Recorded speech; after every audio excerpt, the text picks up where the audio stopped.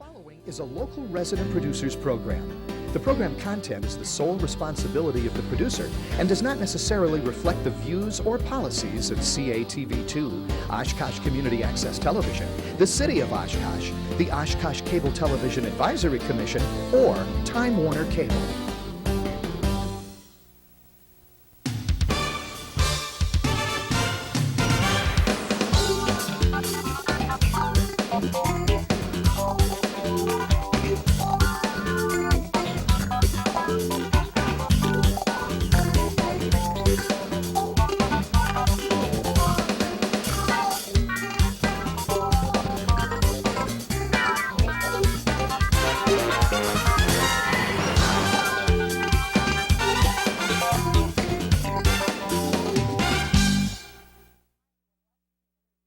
Oshkosh. I'm Cheryl Hentz, along with my guest co-host Tony Palmeri, who you all know, I'm sure, from commentary. We're very pleased to welcome a very good friend back to the show, Paul Esslinger from the Oshkosh Common Council. We're going to talk about all kinds of stuff on this episode of Eye on Oshkosh, including the recent mayoral announcement. You and Frank Tower are both throwing your hats in the ring. We're going to talk about the budget. There recently been a series of budget hearings for the upcoming year's budget. We're going to talk about streetlights that are being extinguished in order to save some money, probably to put into that Pork in the Park project downtown. And want to talk about some things that the Oshkosh Northwestern has been doing. So welcome to the show, Paul. It's always a pleasure. And to all you fine folks at home, welcome to Cobblestoner's Corner. Now, I call this meeting of the Cobblestoners to order. Will the clerk please call the roll? Now, this is just a little tongue-in-cheek stuff here. We're having a good time with this. For anyone who is not aware of what's been going on here, Stu Rickman from the Oshkosh Northwestern, we're taping this on the 18th of November, this past Sunday, just had an absolutely asinine column saying Cobblestoners would turn back clock on Oshkosh's progress. And I won't even read the whole thing. I don't even really want to read part of it. But Paul, I mean, you and I, we laughed until our stomachs ached over this. Mm-hmm. What do you think? What do I think? Well, it's funny you should mention that, Cheryl, because I just happened to bring it along this evening. And I have it as well. Yeah, and I don't know if I'm on camera 3, I've got some things highlighted here that I'd like to go over. Sure, and let's just do it. Maybe give my opinion on it. Okay. The first thing, there's 12 steps here that I'd like to it's a 12-step program? A 12-step program. So to becoming a cobblestoner? Or to explaining, maybe. Oh. I don't know. To potential recovery, then. Right. So there is hope for us? It could be recovery. Maybe you can become a member after I explain this all. Okay. Maybe you'll want to be out. I don't know. Well, let's go for it. Okay, the first thing that Mr. Rickman has on here is the criticism exists as low-level whining from people who consistently complain but have nothing positive to offer the city. Okay. So, low-level whining, i.e., I believe this is, what he's saying is low-class citizens. Those lunch bucket crowds, I think, are probably the ones that are whining all the time. Shame on them. The second item, done right and managed properly, the revenue from the amphitheater will pay off the debt. But don't tell that to the Cobblestoners. Okay, done right and managed properly. Forgot to mention how it should be done and what the right way is. So and these, of course, that you're reading after his. These are my steps. synopsis of the 12-step program here. Number 3, and this might take a while. I'll try to get through this quickly. Sure. Just who are the Cobblestoners? They are the group that opposed expansion of the Oshkosh Public Library in the early 1990s. They are the people who opposed continued support of the Grand Opera House. Cobblestoners opposed expansion of the library. Well, first of all, that was defeated by a referendum, and it wasn't until a $5 million donation came forward that the library was done. So from Alberta Kimball. Right, so that certainly would change the complexion. If there was a $5 million donor, knowing that going into a referendum, it would have been completely different. But if I can just interject into your 12-step program there, Paul, okay. What Stu Reichman is saying here is that the better majority of the city then are Cobblestoners, because that referendum was resoundingly defeated. I mean, it overwhelmingly, it lost. Yeah. And yet, I mean, he would have people think, to read his column, that it's just a handful of people out there. I think so. Number 4, they consistently complain about the lack of private investment in downtown Oshkosh, but conveniently dismiss a luxury apartment complex on the 100 block. And then they oppose the Grand Opera House also. First of all, I think when the Grand Opera House came up for refurbishing, it was said that there was not going to be any taxpayers' funds that were going to go into that, and of course that's not true now. The luxury apartment on the 100 block, and that's got about 20 to 30% occupancy now. Is it? Do you know that for a fact? It's about that. Okay. I mean, I don't know exactly what it is. They also mentioned the exclusive company. That sat took- dormant for, It I don't took know like how many about years it 15 was. years to But, get him moved. You know, luxury apartments in the 100 block, I think they were dubbed to be luxury apartments. And no offense to college students, I was a college student at one time too, but that's who they're marketing to now. And I don't know, right. Tony, you're a college professor. Do you know a lot of your students that can afford luxury apartments? No. No, I don't. No, okay. No. So that's nonsense. In opposing support for the Grand Opera House, they turned to class warfare. It only benefits the elite of Oshkosh. In opposing Riverside Park, they use the worn-out, shameful scare our senior citizens will be taxed out of their homes and forced to eat dog food. Has anyone said that? Well, It I doesn't think- matter if you said it or not, Tony. Okay, first of all, it only benefits the elite of Oshkosh for the Grand Opera House. No, I don't think it benefits the elite. However, I would say that the Grand Opera House does support the minority of the people in the city of Oshkosh. Now, just as a side note, I did meet with the new director, Joe Furlow, of the Grand Opera House today. Great guy. I think he's a really great guy. I think he's got some great ideas. So I'm hoping that things will turn around. And quite frankly, I'm confident that they will. He seems to be a pretty That's guy. a good thing. Where am I next? Riverside Park. People forced out of their home, forced to eat dog food. Well, maybe they were forced to eat dog food. I don't know. They haven't called me at that point yet. But people are being taxed up to their eyeballs. There's Well, maybe no doubt all about the that. butter burgers were gone and they had to eat dog food. Well, I don't know if people can afford the butter burgers, Cheryl. Where am I? I think I'm at number 7 or 8 here. Ask them what city improvements they support. They will say they support a new city garage, Pollock Pool, and porta potties at Riverside Park. Yes, I do support a new city garage. I know that's We really need one. Yeah, it's not a sexy thing, No, but it's not. I do support that. Pollock Pool, yeah, I would like to see. Now, unfortunately, I don't think that's going to happen. And porta potties, I don't think they're an improvement. They're something that we already have, so I wouldn't classify that as an improvement. Which brings me to number 9. Oh, can I just interject, absolutely. though? Because after he makes this comment about Pollock Pool and porta potties at Riverside Park, he says, yet they have no plan. Well, excuse me, who doesn't have a plan?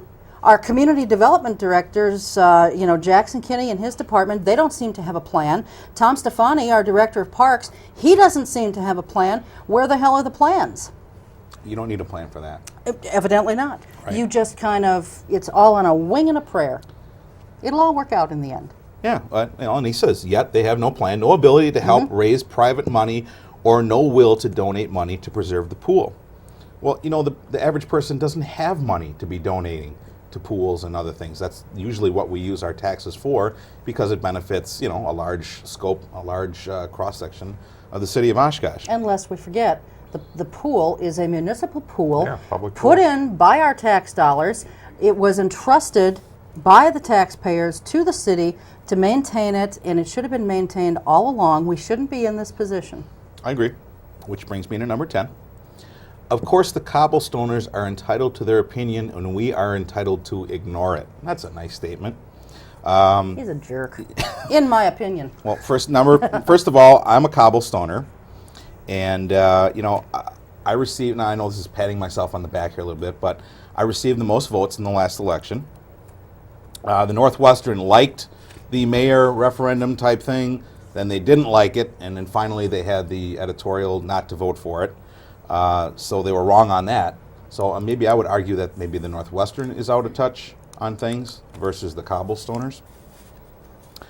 The language of, we are free to ignore them. I mean, why have a we versus them mentality? Why would you- Talk about divisiveness Yeah. in the city. And why would you ignore the cobblestoners, seeing there are so many of them? Well, I guess I'm not going to take offense. We had a nice laugh over the cobblestoners little analogy here.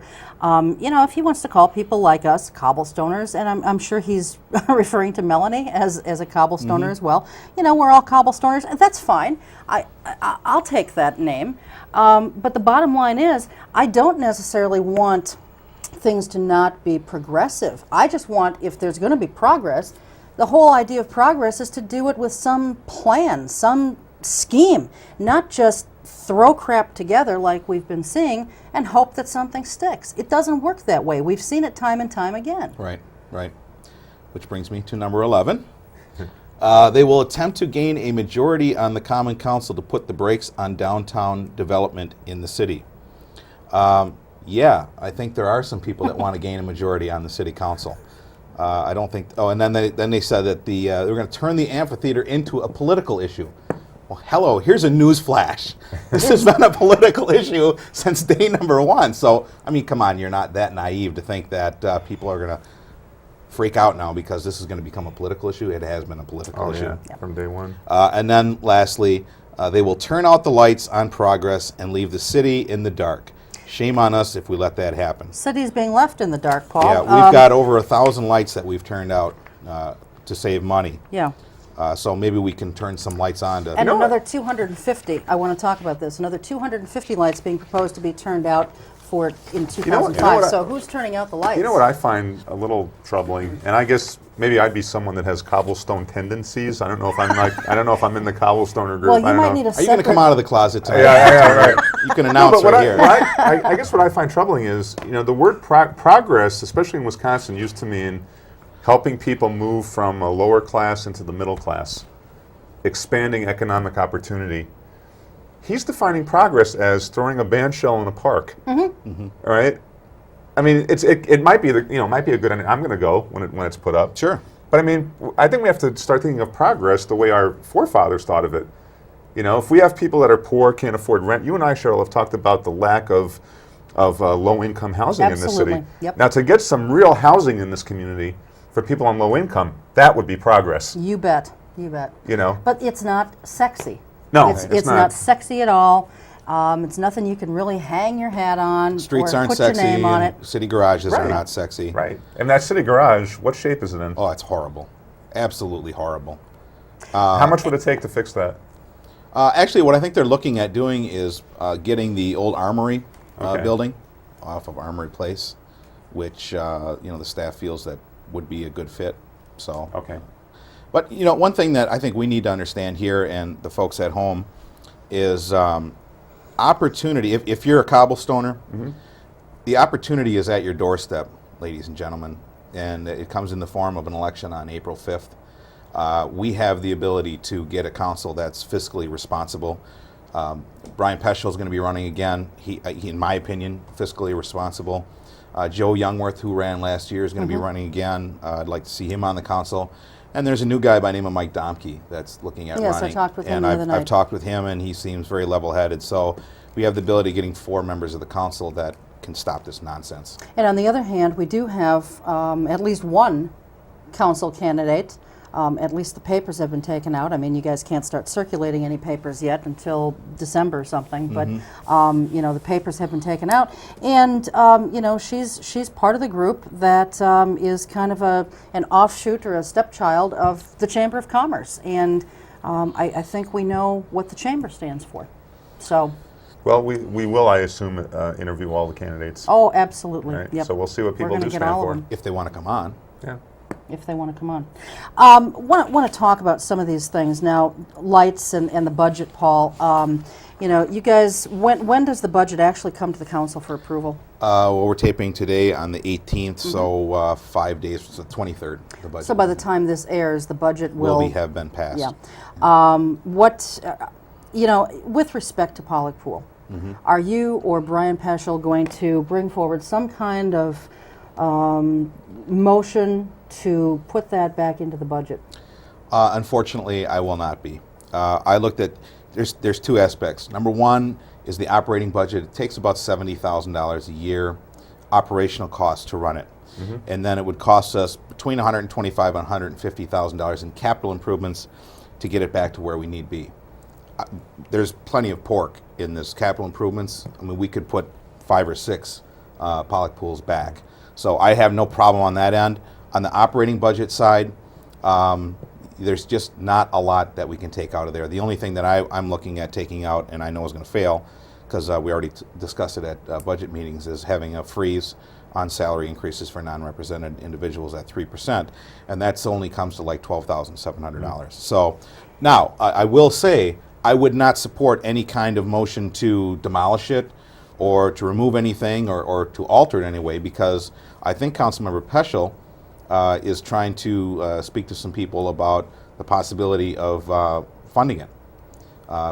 Putting money in an operational budget. Now, that's very, very preliminary, but if they're looking at doing that next year, then maybe we can do that.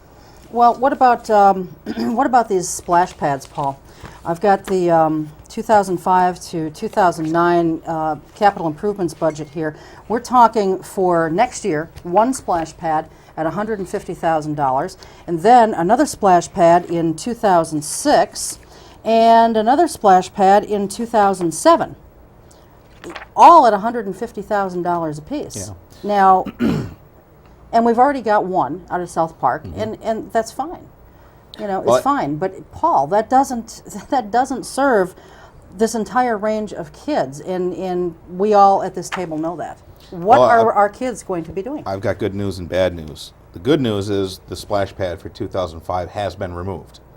So we're not going to be wasting money on that. Good. The bad news is the Common Council, a majority of them voted to put $70,000 back into the capital improvement for some playground equipment and some basketball hoops. So West Haven Circle Park will not be getting a splash pad in 2005. Not unless something changes from the taping to the final approval. Okay.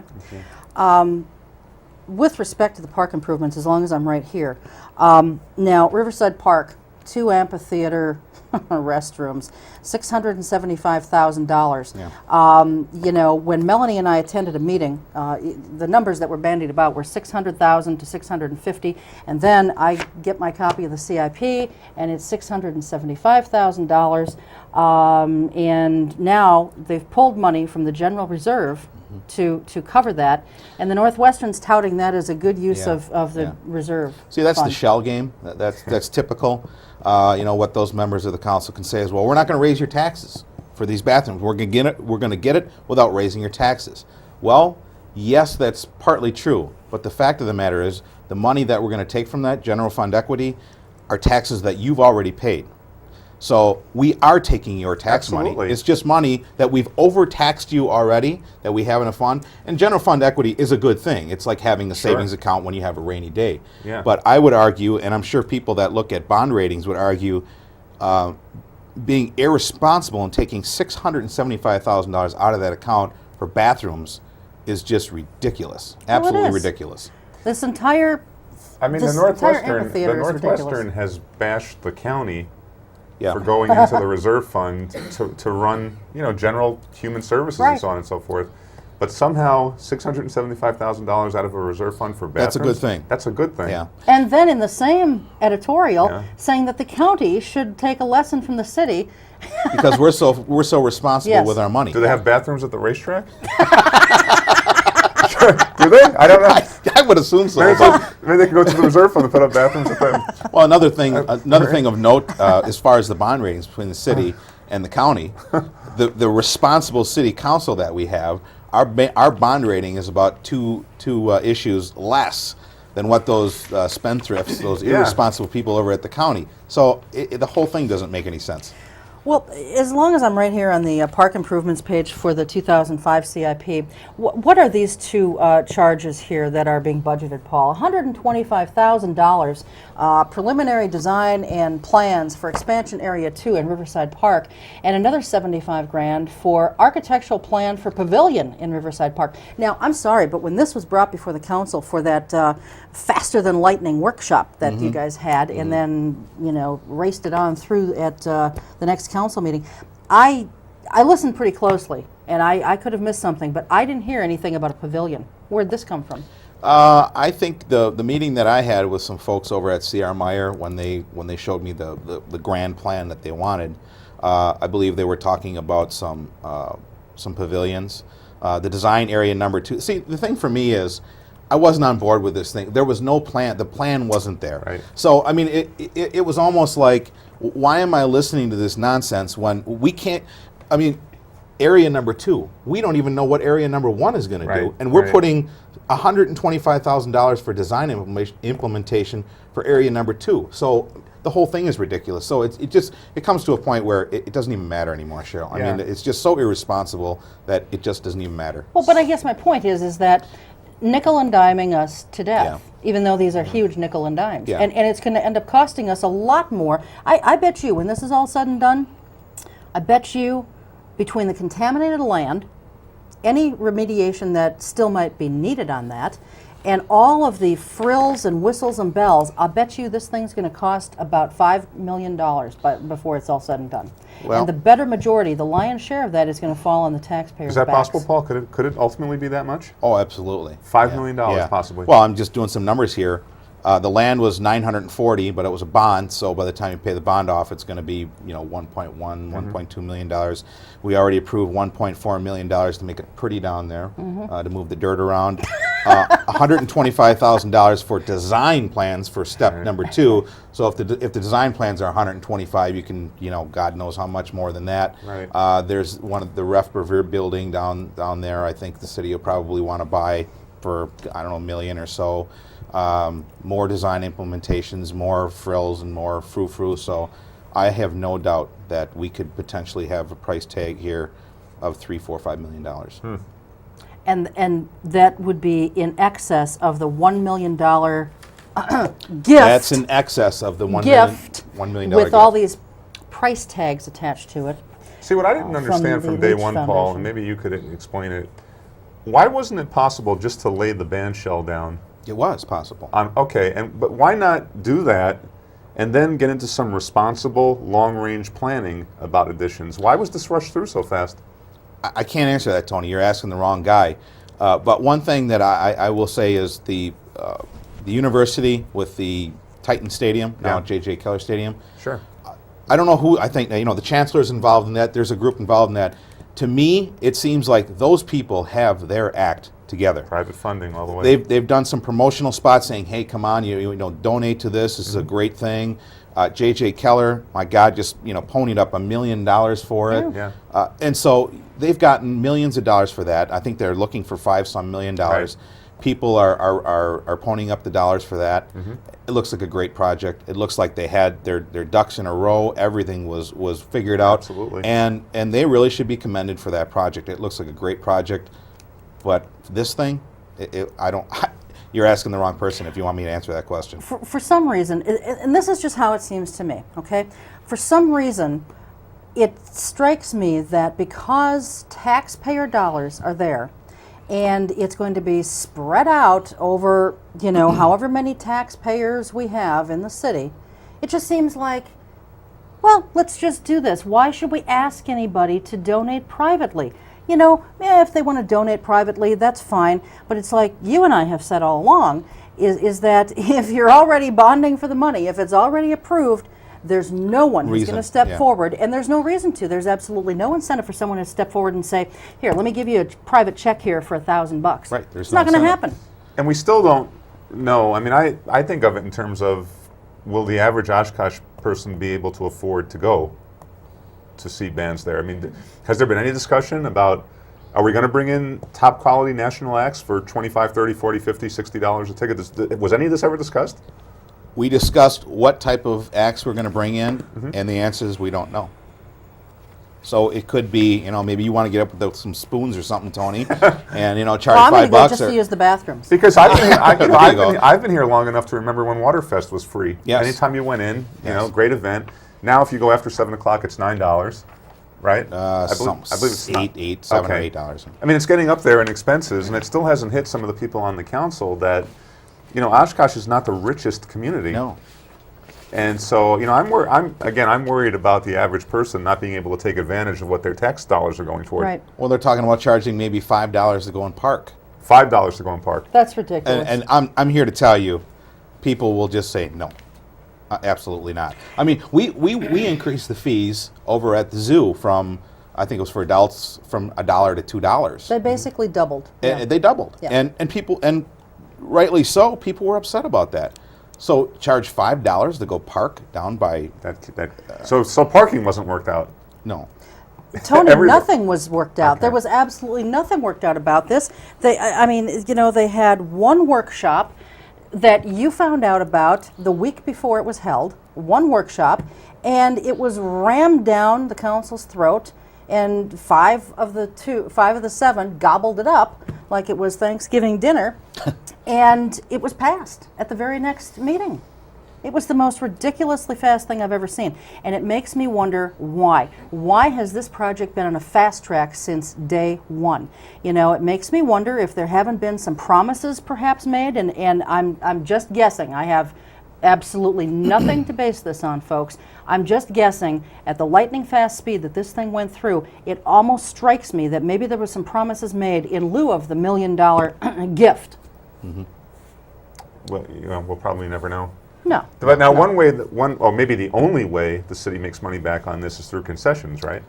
That would be one of the ways we could. One of the major ways. Yeah. Now, there was discussion at the last meeting about privatizing the concessions, right? Not letting the city run it. Right. Putting it out for bid, right? Yeah, the Parks Department had meetings with some individuals and discussed, you know, who's going to go out and get the axe, who's going to do the concessions and things along that line. And that group basically decided that it would be in the city's best interest to run the concessions, because you can go out and you can go to Coors and Miller and Budweiser and say, and because you're the city now, you can go and say, hey, if you know, you can set up there for X amount of dollars per year. You could have those rights. And then, you know, for every beer that you pour, every pop that you sell, you're getting so much money. And then the other aspect was the promotional part. Now, I don't think that our city parks department, and I mean no offense when I say this, I don't think that they're apt to go out and try to get events for this. Right. So, Yeah. you know, so this group decided the city should run the concessions and someone should go out and get the talent to come in here.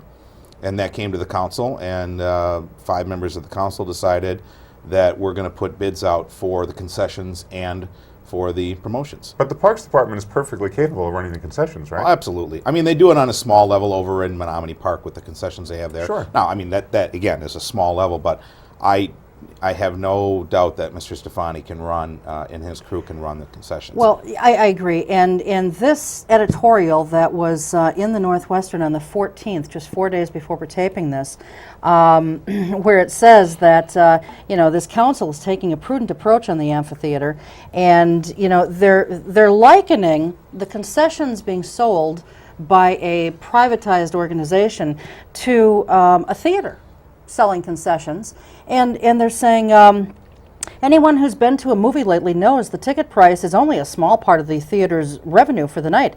That large tub of popcorn and supersized soft drink enhance the theater's profitability. Well, yeah, Yes. no kidding. Yes. Why in the hell do you think we want to keep the concessions under our umbrella rather than privatizing it out? We'd only get a small percentage, right? we don't know.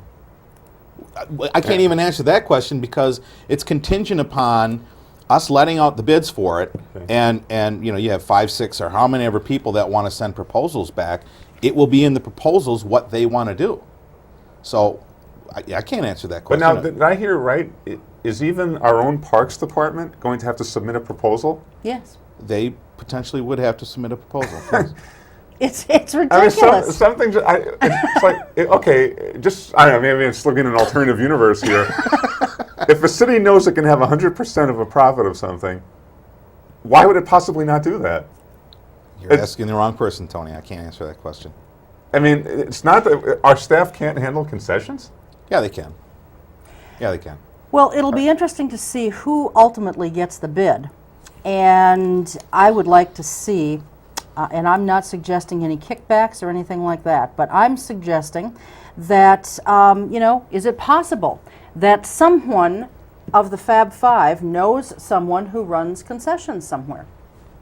We'll soon see. it's- I mean, if the Northwestern wants to perform a public service, that would be the first thing they would investigate to find out the connections. I mean, the public has a right to know that. If that were to occur, Sure.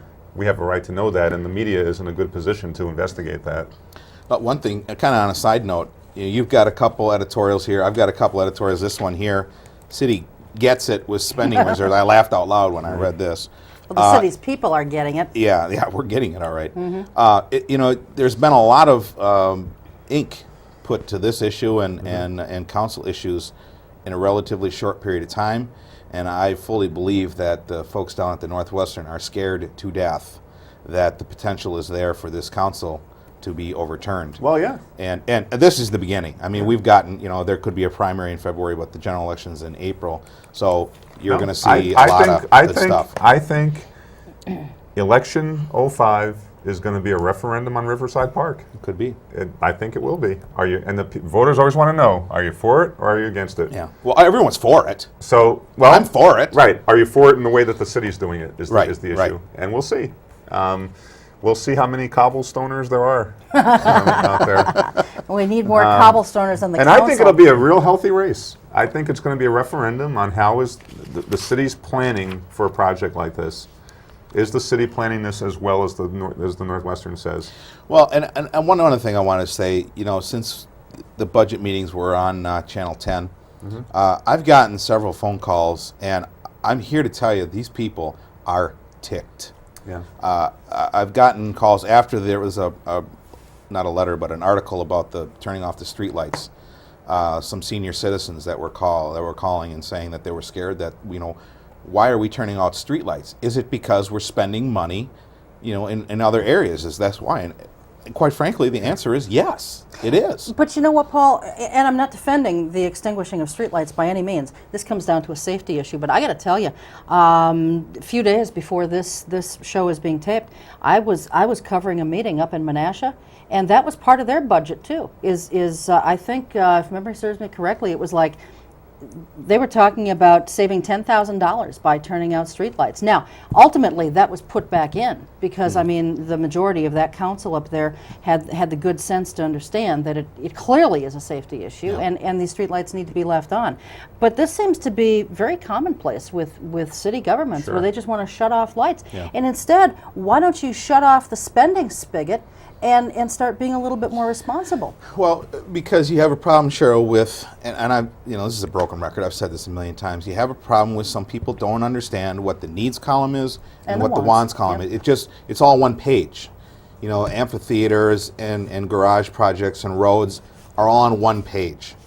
And then when you have these big ticket items like amphitheaters and bathrooms and such, you can put the roads off to the side. You can put the garages off to the side. You can put the police vehicles off to the side. You can put the fire equipment off to the side because we need to have an amphitheater, right? We have to have an amphitheater. And it rolls downhill. They've convinced the council we need to buy Riverside Park because otherwise someone else is going to swoop down and get it. I don't know who's going to get it. It was contaminated, up to the eyeballs. So and it sat there for years. Right. You convince them that we need Riverside Park. Okay. Then you convince them that we need an amphitheater. Okay, so now we have the amphitheater. Then you convince them we need to spend $1.4 million on making the amphitheater look pretty. Then you convince them that we need $675,000 in bathrooms. Then you convince them we need $125,000 for design plans for plan number 2. Then you convince them you need $75,000. It just is on and on and on and on. See, for me personally, as a taxpayer, had there been a worked out plan, including some kind of economic impact statement. I'm not interested in projects where it's like you have to wish that there's going to be this great economic boom. We do have people that study these things who can let you know what the economic impact will be. And if this project really is going to have a tremendous downtown economic impact, I would support it, but we don't know that. No. We don't know that. Was there any attempt to study that? No. Not that I know of. Not that I know Not of in a week anyway, or so's time, Tony. Come Yeah, on. that's right. So, right? Yeah. So so you have to hope. You have to hope that all this money is ultimately going to come down. I've been against the spending of the money. I've been in favor of the plan, but I've been against the spending of the money because we can't afford it. But now it's there. These things are going to happen, and for God's sake, I'll do whatever I can to make it work as best as I can. Yeah. Well, I think one of the ways it can work, and I did not see all the budget hearings. I was kind of covering my own things in order to pay my bills because God knows it looks like I'm going to need more income to pay what you guys have in store for us. But Was there any kind of discussion at the budget hearings at all about how these venues are going to pay to, are they going to be charged to rent this amphitheater? We don't know. Well, I mean, I hate to sound like a broken record, Cheryl, We but don't know anything. no. this council, you city council people need to get your act together and figure out a way to make this thing pay off. Stop just hoping that this crap sticks to the wall. And I use the word crap very real. Cheryl, because, if- I mean, If you own a business and someone came to you and sat in your office and said, "Hey, I got a great idea for you. It's going to cost you $3 million, and it's going to work for you. Yeah. Can I have the $3 million?" And you say, "Well, can you show me the plan? What is it?" Don't worry about it. It'll work. You'd kick them out of your but office. Paul, here's the thing. If I go to any park in this community and I want to rent one of the shelters for a picnic or a family reunion, Get your wallet out. somebody wants to rent it for a wedding reception, what have you, you have to reserve it, you have to pay for it. Yep. And yet we've got a multi-million-dollar structure that every single one of us in this city who owns property is going to be paying through the nose for. And we're just going to give it away to people. I don't care who the venue is that comes in. They may just be able to use the facility for free. That's not right. And if that's what happens, then by God, the next time I rent a shelter, I'm coming right down here to City Hall and I'm going to say, I've already paid for this through my tax dollars. I want the shelter for free. Yeah, well, You're setting a precedent. I've already heard that we're looking at giving Waterfest a grandfathered clause because they've been here and. Who cares? And, quite frankly, that's the reason why the amphitheater was built. Well, of course was it is. For Waterfest. For Waterfest. Yeah. And again, I bet Mark Harris will be voting on anything else that comes down the pike with respect to Waterfest, and yet the guy who runs Waterfest is his boss. If there's not a conflict of interest there, I don't know where there is one. Now, in defense of him, he claims that the person that runs Waterfest is not his boss. So, whether he is or not, I would say Mike Dempsey is the president of that bank, is yes, he not? he is. Mark Harris is works for employed, the trust company, but it's all the same thing, isn't it? in my opinion. Okay. Paul, we are taping this a few days before you vote on the budget, and it sounds like you're going to vote against this budget. Yeah, unless something happens Okay. from time of this taping till then. Yeah. What would have to happen? I would have to get 2 other council members to agree that we would need to freeze salaries at no more than 3%. That's not going to happen. No, that's not going to happen. No. Okay. Well, I floated that idea at the budget meetings, and it did not. Are we going to see any fee increases in this budget? There's one already proposed in here to have the drop-off site on Witzel go from $15 to $20. Okay. That will come back. There you go. That will come back in a resolution. Probably. Well, it's going to have to be maybe at the next council meeting. When I say next, I mean in 5 days from this taping, or the one after that, because we've got to get the stickers and everything ready for next year. I will not be in favor of raising that from $15 to $20. Okay. I think the $15 fee is enough. Okay.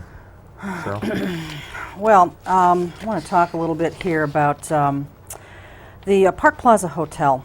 There was just an article in the paper yesterday about this on the 17th of November. But for folks who don't get the newspaper, why don't you bring us up to date on what's happening with that? Have they yet paid the taxes that they owe this city? No.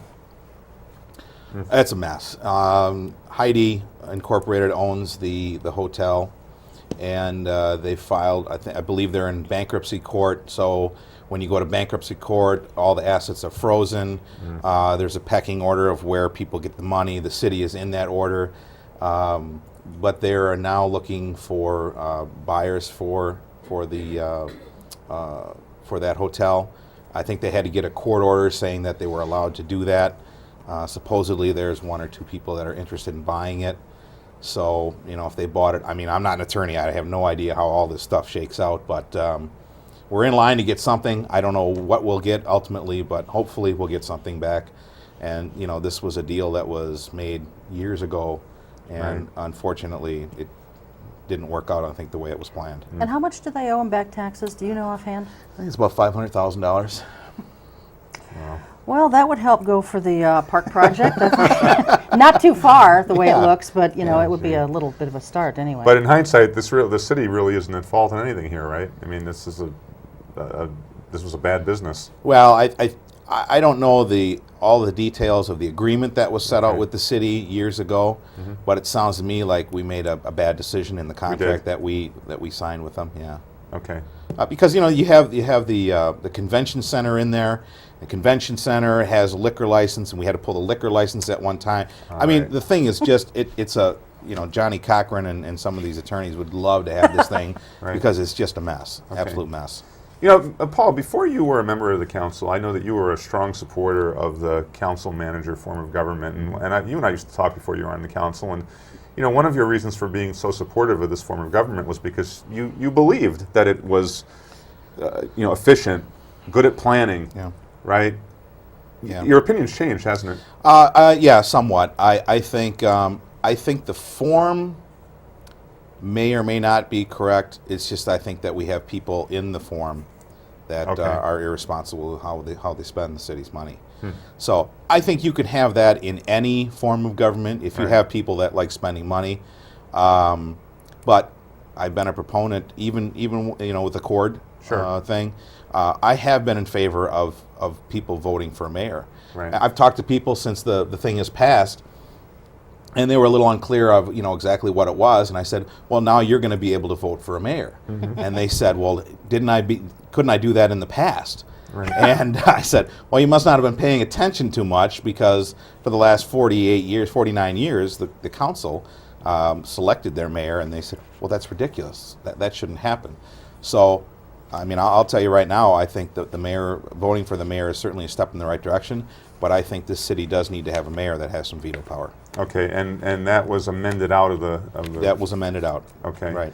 Can we talk about the mayor's Absolutely, situation now? sure, Okay. yeah. What do you say to people out there who believe that you started this whole discussion of electing a mayor because the 7 members of the council, your 6 colleagues, except for Brian, essentially screwed you over? Yeah. I mean, you were the top vote getter. Yeah.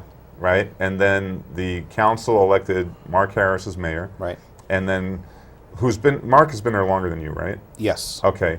But then they elected Frank Tower deputy mayor. That's correct. Who's been there 2 years shorter than you, I believe. Something like that.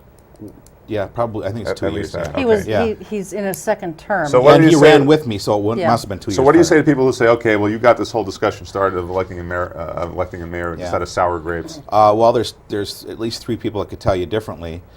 Before that mayor vote even came up, I was on this show talking about That's electing a mayor. Okay. Mayor Hentz, at the time, I talked to him about having some type of, whether it be a public relations person for the city or a mayor that's actually, is in a position where they're part of the city or they get elected. I talked to him way before that. All right. So, if people have that opinion, they're entitled to that opinion. I mean, it's just Okay. wrong. So now it did pass, and you are going to run. Yeah, absolutely. Okay. Yeah. Why are you running for mayor? Well, because I'm a strong believer that people should have choices.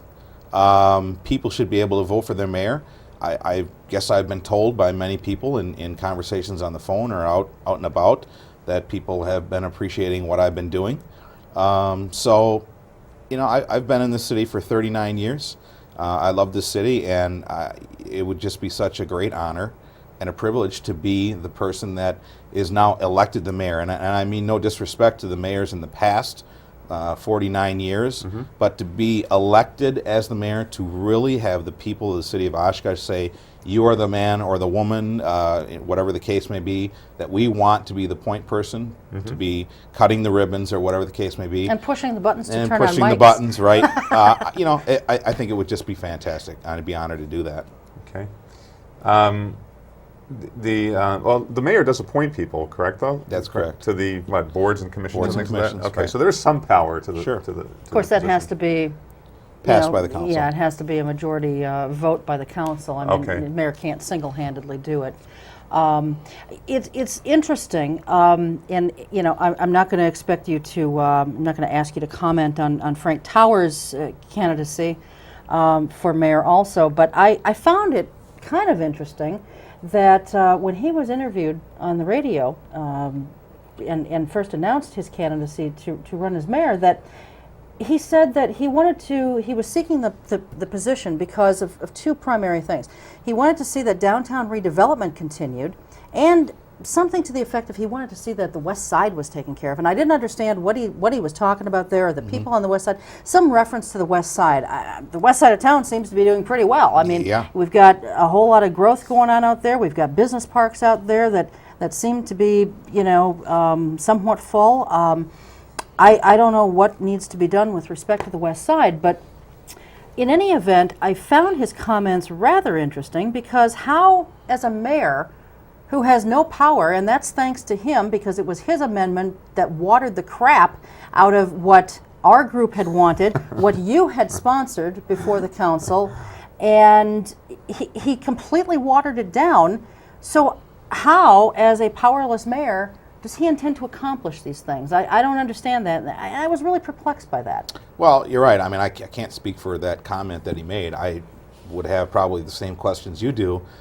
The only thing I would add to that is, I know Mr. Tower, I've seen his campaign literature in the past when he's run in the past. He's had a website, and if you look at the contributors and He's got a website right now, doesn't he? I believe so. I've been told anyway. It might be the one left over from last time, but the people that have contributed and or part of his campaign, I mean, if you look at them, it's chamber member, chamber member, chamber member.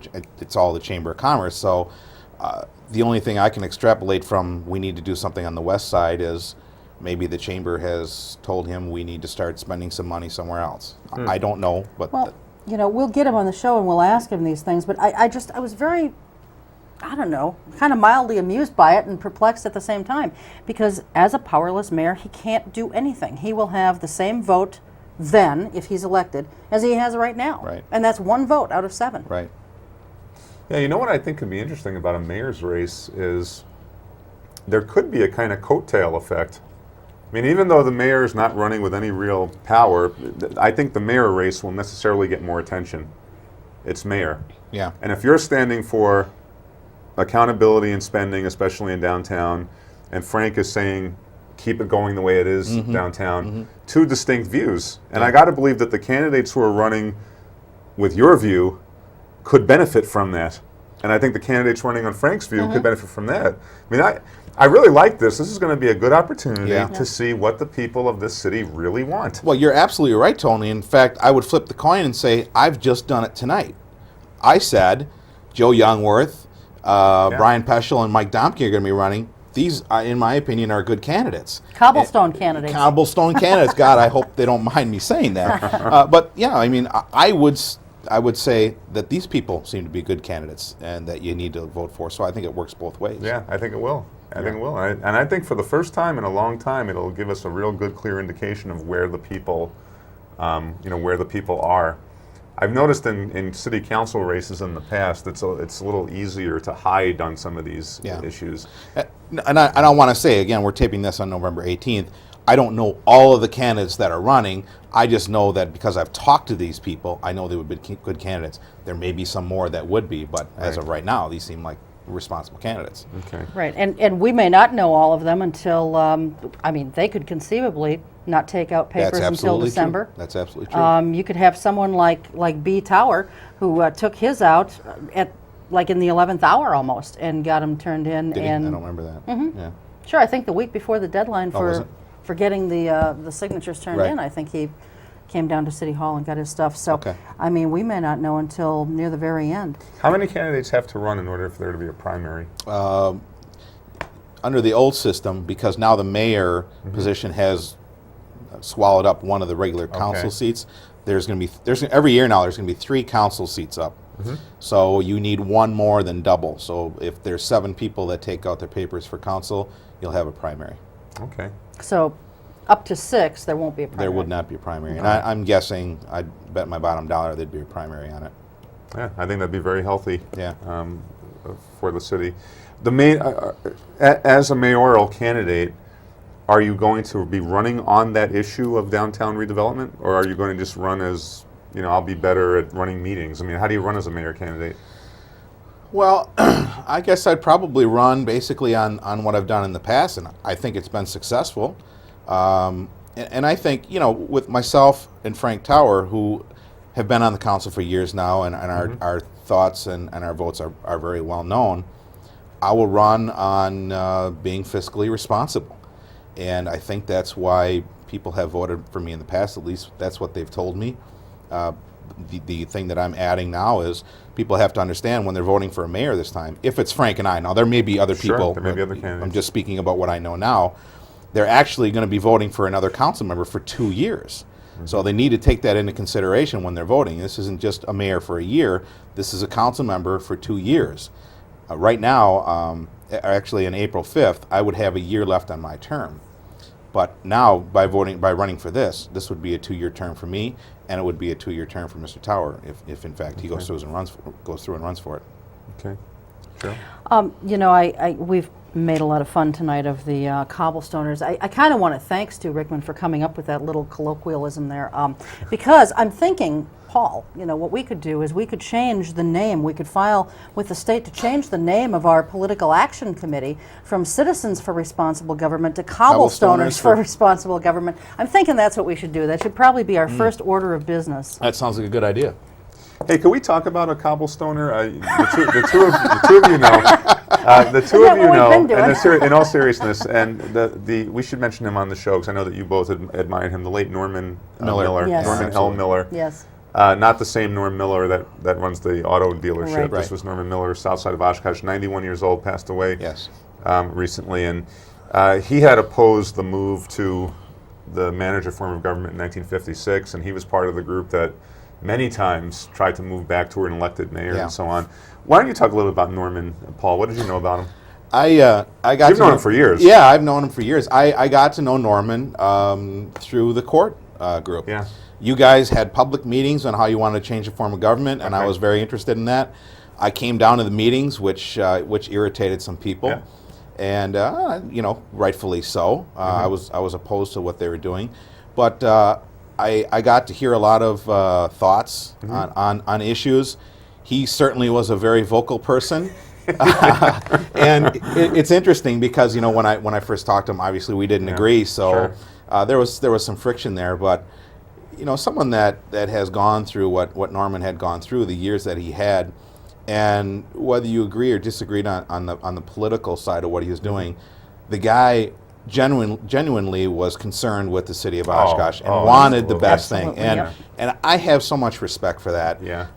And you know, I went to his showing before the funeral, and I got to speak to his wife very briefly, and I asked her. I said, "Was Norman aware that the referendum passed?" And she said, "Yes, he was aware of wonderful. it." So yeah, I mean, it made me feel good that he was aware. I mean, we started out on completely different camps, and not to say that we agreed with everything, but you know, to know that he wanted something to pass. It wasn't exactly what he wanted to pass, but to see something go a step in the right direction, I think he was happy to see that. Yeah, and I tell you, when I worked with Cord back in the mid '90s, I was just so thrilled to meet people like that, and to hear them derided as cobblestoners, 2%ers, Narrow-minded, or what was the other one? The Northwestern.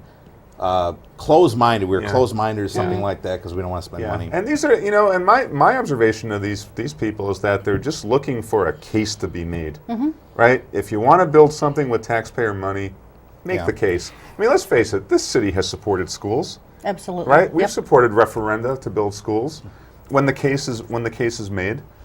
And I think it's the same with city projects. On Riverside Park, I don't think the case was made. Well, the Northwestern pounded the school board when they wanted to buy flat screen monitors for, I don't know, was it 80,000, 90,000? And maybe rightfully so.